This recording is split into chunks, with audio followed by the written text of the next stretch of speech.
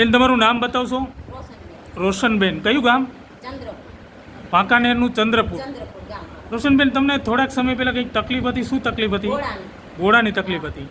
કઈ સાઈડના? ડાબી સાઈડ. શું થતું હતું એમાં? દુખતો હતો બહુ જ. દુખતો હતો. તો હાડકાના ડૉક્ટરનું શું કહેવાનું હતું? કે હવે તમારામાં કાંઈ ગોળામાં કાંઈક તકલીફ છે. ગોળામાં તકલીફ છે, સુકાય છે, સુકાય છે. સુકાય છે એવું કીધું હતું. હા. બરાબર છે. તો પછી તમે તકલીફ શું શું થતી હતી રોશનબેન? એટલે આ બહુ જ દુખતો હતો. ન ઊભું થવાય કે નહીં ખવાય કાંઈ નહીં. કેવી રીતે જમવું પડતું હતું? એ આવી રીતે ઉતા ઉતા સૂતા સૂતા જમવું પડતું હતું. બેસીને જમી નહોતા શકતા. નતા શકતા. દુખવાનું શરૂ થઈ જતું. હા.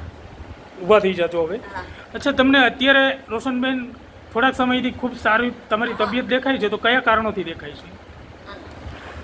રેનાટસ વેલનેસની કેપ્સ્યુલ હા. અને આ પાવડરથી તમને સારું છે. હા. જરા કેપ્સ્યુલ આ બાજુ ફેરવજો.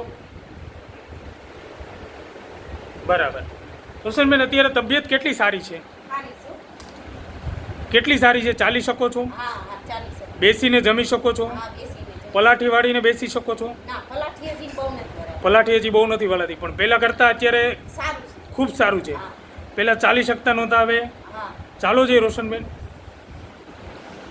મિત્રો, તમે જોઈ શકો છો કે રોશનબેનનો ગોળો સુકાવાની તૈયારી થઈ રહી હતી અને અત્યારે રોશનબેન ચાલી રહ્યા છે, બેસી શકે છે, બેસીને જમી શકે છે.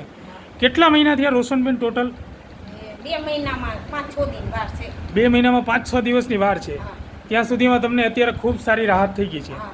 તો રોશનબેન, ઘણી જગ્યાએ લોકોને આવા પ્રોબ્લેમ થયા છે, તો એને તમે શું સલાહ દેશો? એટલે આનેથી ના સારું છે તો આ તમે લ્યો. આ રેગ્યુલર આ હા.